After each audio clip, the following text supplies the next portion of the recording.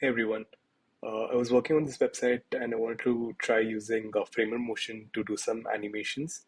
And I realized that I wanted to have different animations for the desktop versus the mobile device. So I came across this easy way to do it. Let's take a look at it.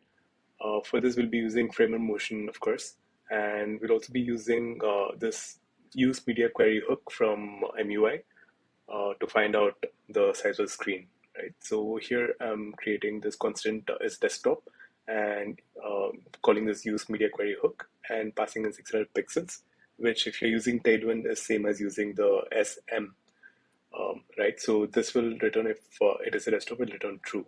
So let's try to render that and see the result that we get.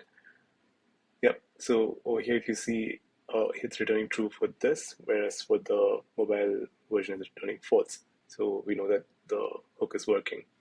Now, for the animation itself, what we'll be doing is creating this variance constant.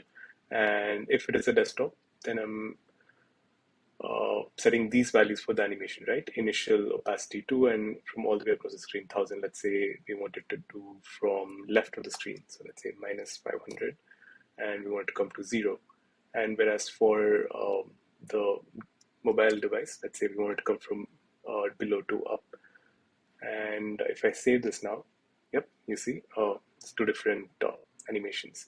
So in order to make that happen, um, inside the motion div, in this case, motion node h1, we'll be calling this variance into this prop, and the rest of it will be calling from the variance constant that we defined in this way. And yeah, that's about it. I hope this helps you guys. Yeah, have a good one.